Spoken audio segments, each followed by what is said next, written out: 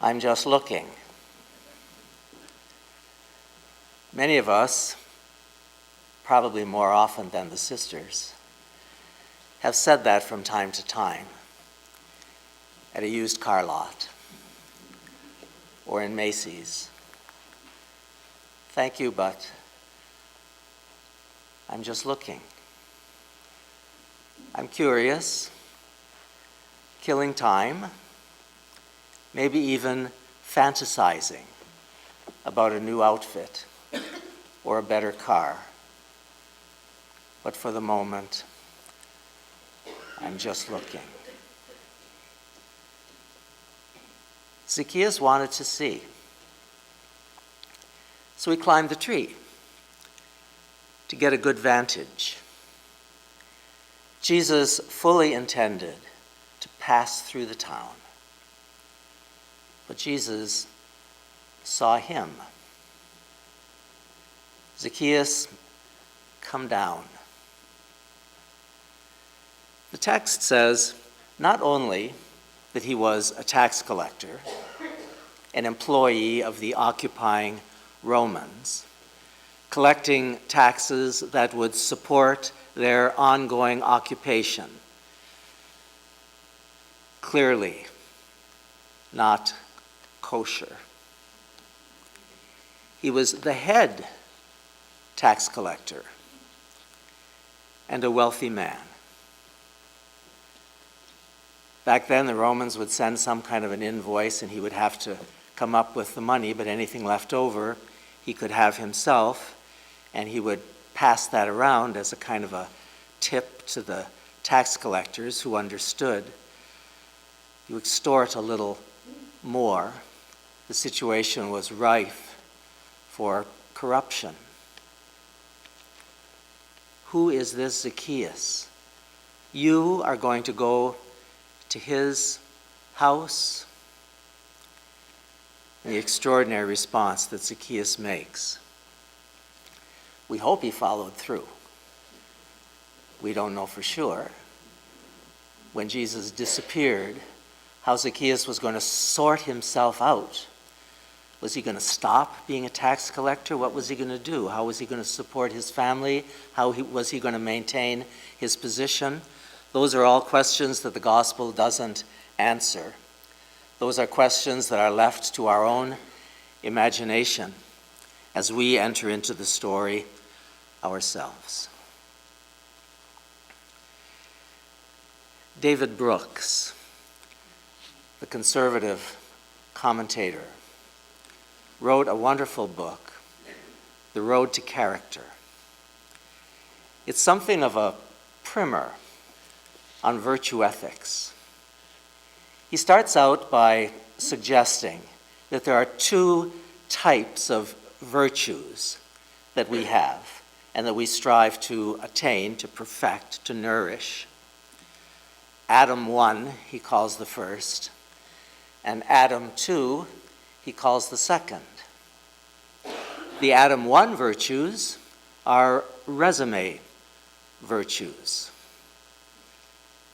The Adam 2 virtues are eulogy virtues. Like Sister said that I play the organ and I've had advanced degrees, I've been a pastor, those are Adam 1 virtues, which matter. Adam 2 virtues, what kind of a dude is this, after all? How do we relate to him? What do we really remember when we think about him? One of the narratives, which seems particularly appropriate because we've just finished Halloween, is Dwight David Eisenhower. I remember Dwight David Eisenhower. My father was a huge fan of Eisenhower. His brothers both served in the war. My father was not able, he had health issues. A picture of Eisenhower on a ship, a profile, directing D-Day. A military genius, and a man who later, as president, his portrait bald head, open face, wonderful smile. Listen to this. One Halloween evening when he was about 10, this is directly from David Brooks, Eisenhower's older brothers received permission to go out trick-or-treating, a more adventurous activity in those days, especially in rural Kansas, than it is now. Ike wanted to go with them, but his parents said no, he was too young. He pleaded with them. He watched his brothers go, and then became engulfed by uncontrolled rage. He turned red. His hair bristled. Weeping and screaming, he rushed out into the front yard and began pounding his fists against the trunk of a tree, scraping the skin off, leaving his hands bloody and torn. His father shook him, lashed him with a hickory stick, and sent him up to bed. About an hour later, with Ike sobbing into his pillow, his mother came up and sat silently rocking in the chair next to his bed. Eventually, she quoted a verse from the Bible. "He that conquereth his own soul is greater than he who conquereth a city." Like, isn't that wildly prescient that his mother would tell a sobbing, bleeding Dwight David Eisenhower that he's got to take care of his soul before he gets on to the resume virtues, the Atom 1, that would make him so famous. When Eisenhower died, his biographer was interviewing his son John and Mamie. "I don't envy you trying to figure Dad out," John Eisenhower told the biographer. "I can't figure him out. He's so complicated." Mamie was asked whether she really knew her husband. "I'm not sure anyone did," she said. But in Eisenhower's own memoir, he writes that those words from his mother when he was 10 years old were a kind of mantra, because he could explode any minute. He had to control.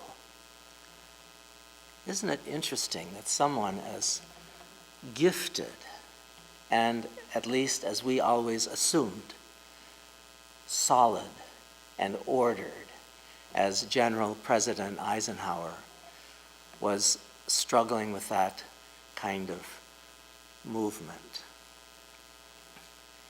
We know what became of Eisenhower. We don't know what became of Zacchaeus. And we're not altogether sure what's going to become of us. I teach at Finlandia University, and just down the hall from me, one of my colleagues has a poster on her door.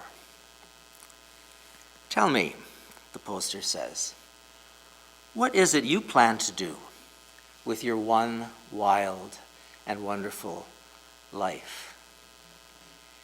It's a quote from Mary Oliver. The kids walk by, they see that. And I walk by at 78, and I see that too. Like, we're not finished yet.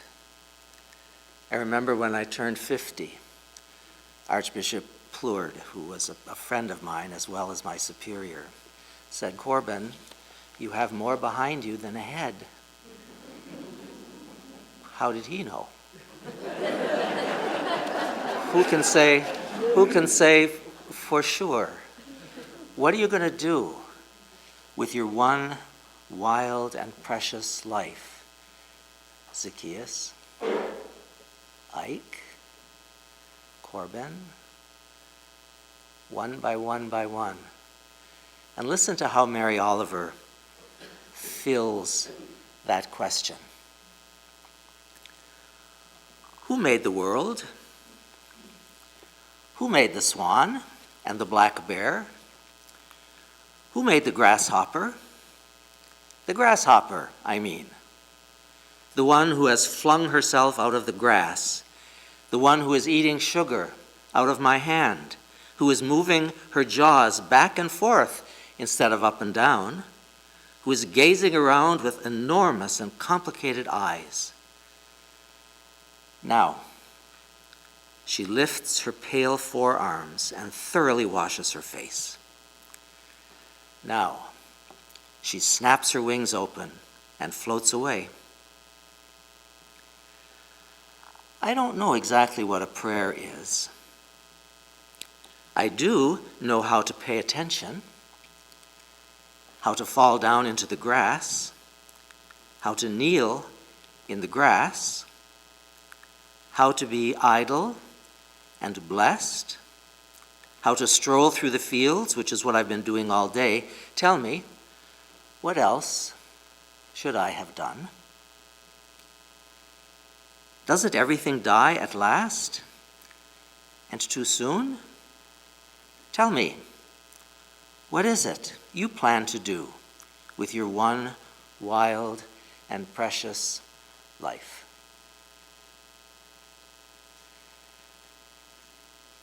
Simmer down, Ike. It's a much bigger project to deal with yourself than with the Adam 1 virtues. Come down, Zacchaeus. Take a close look, not so much at me, Jesus says, but at yourself. Like, come on down. Deal with the question. What are you going to do with your one wild and wonderful life?